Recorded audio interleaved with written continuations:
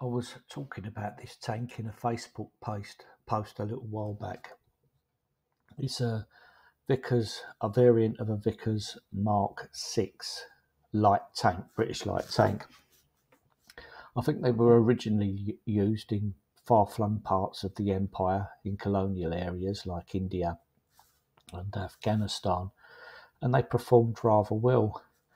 They were mass-produced during the up-and-coming sort of like just before the Second World War, and they sent loads of these out to France with the British Expeditionary Force. They didn't really perform very well when they came up against the other armour, enemy armour. They were really outclassed.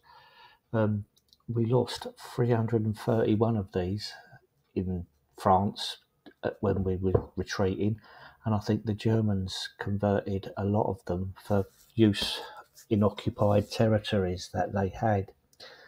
There was a little bit of success with them in, I think, eastern parts of Africa where against the Italian forces, but that was only short-lived, I think, and eventually they were just used more as scouting vehicles in the desert during the Desert War. They really did underperform, unfortunately. But I know because I've always had this fascination about some of the lesser tanks the British had, and this is one of them. It's a tank that I really like the look of, and it's rather sad that it did underperform the way it did. But I mean, it had a three-man crew. It could go rather fast, but it really just had two guns in the turret. I don't think any of them could really penetrate enemy armour. But all said and done, it was quite manoeuvrable. So I suppose reconnaissance-wise, in the right places, it would have done fairly well. But beyond that, it wasn't really very good if it was up against any type of enemy armour. It was bad.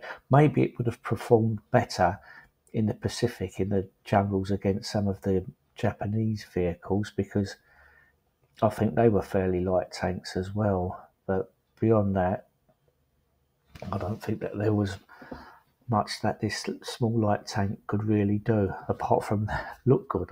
It does look good.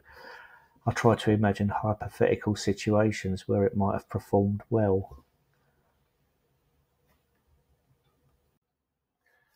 This is it. This is the Vickers Mark VI from the rear. I thought I might get a little shot in of it here because I suppose it all counts. You can see that it probably wouldn't be able to do much if a shell hit it. The armour, I think, is much too thin. Although it did have some speed, it could do up to 35 miles an hour. So I suppose reconnaissance would have been its thing.